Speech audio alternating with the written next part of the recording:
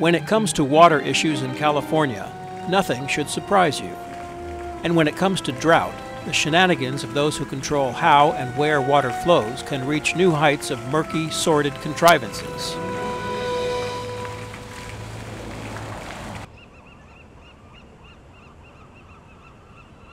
This is the story about a secret meeting.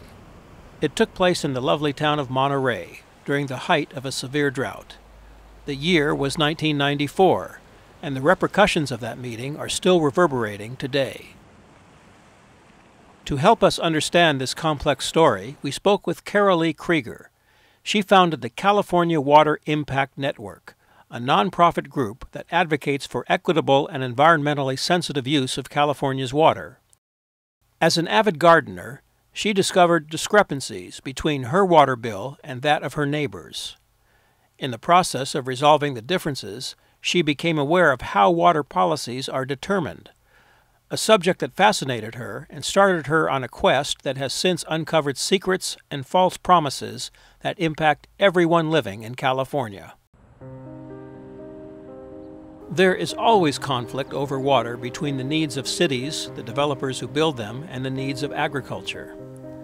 In the 1960s, the State Water Project was completed. It was built to deliver rain-rich Northern California water south to Central Valley agriculture and the mushrooming population of Southern California.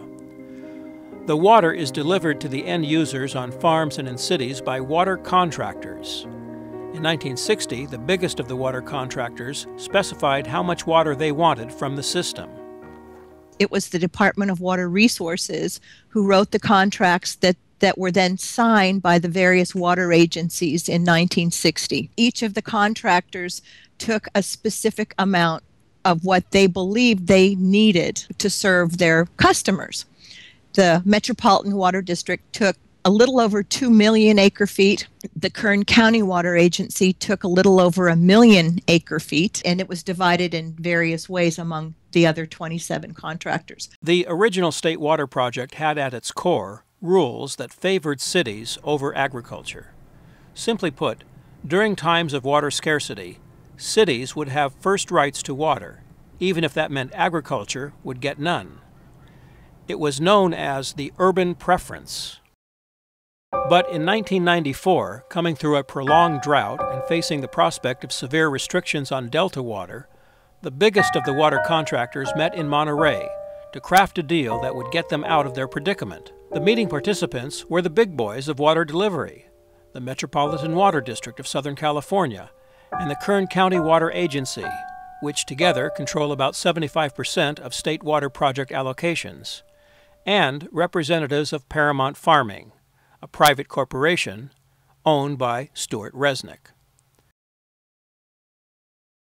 California's natural cycles of wet and dry years are never predictable, a reality not taken into account when the water contractors guesstimated their needs. So they held a secret meeting to resolve their shortage problems. The contracts defined how much water each contractor is entitled to each year. But the drought conditions of 1987 to 1992 were so severe, and the reductions of deliveries were near zero for agriculture, that the contractors decided to rewrite the rules that had been established at the beginning of the State Water Project. Their efforts became known as the Monterey Plus Amendments. There are 4 aspects of these amendments that changed the course of California water history. The first of the amendments was to eliminate the urban preference. Agriculture hated that rule. The urban preference rule was to ensure that in dry years, cities would get water first, and anything left over then could go for agriculture. You can easily see why agriculture wanted that rule to go away.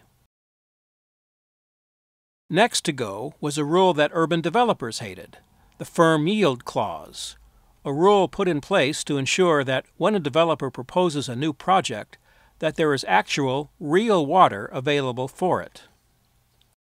Because what was happening in Southern California is that developers were using the paper water, the water that wasn't there, in order to justify and get permits to build lots of houses.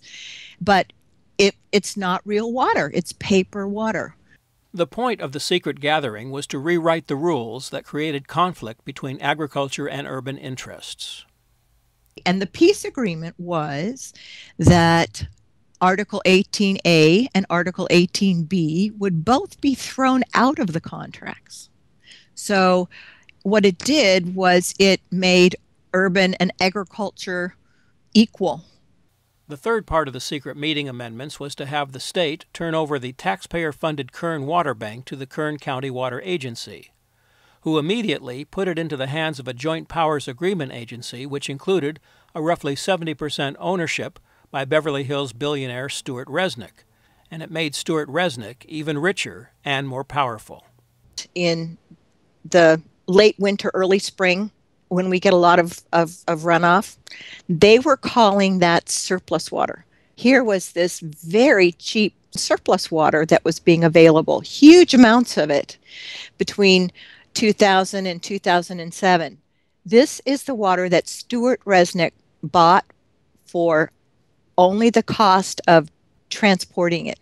The water was free. He stored it in his water bank, the Kern Water Bank, and then ostensibly sold it to the highest bidder. There were millions of dollars that Stuart Resnick gamed the system and got for himself. The Kern Water Bank shifts the cost for its water onto taxpayers and shifts all of the profits it makes by selling the water to itself. It's all part of the business plan for California's corporate farmers, and it is the backdrop against which the hysterics and fear-mongering of California's water debate are being played out. Ladies and gentlemen, this has become a dust bowl. And yet, in 2009, the West Side irrigators actually received 86% of their normal water supplies. So it is outrageously laughable that they characterize this as a dust bowl. This is a dust bowl.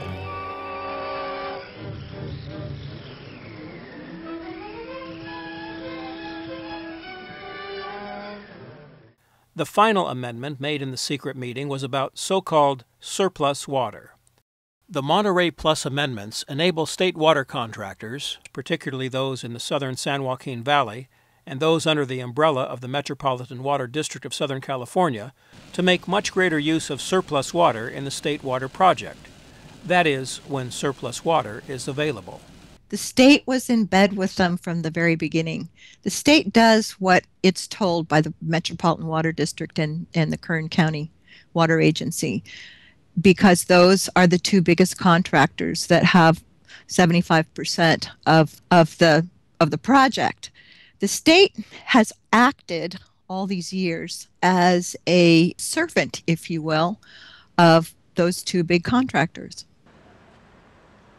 It was the intended effect of the deregulation and privatization of water hashed out in Monterey, which transformed water into a truly liquid asset that could be traded with ease on the market.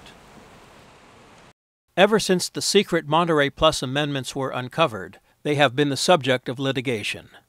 But that has never stopped the water contractors or their handmaidens in the California state agencies that regulate and monitor water laws from preventing the amendments from being implemented. In fact, since their creation in 1994, it has been the de facto law of the land, regardless of legal filings, to stop them. Now, in 2010, the California Department of Water Resources is determined to codify those 1994 secret agreements into law. It is a very bad idea that needs to be stopped. You can help. Tell your family, friends, and coworkers about what you've learned in this video. Share it with them. Visit cwin.org. If you are able, make a contribution of money or volunteer time to help reverse the damage and influence of those who care more about their own empires than they do for California's people and resources.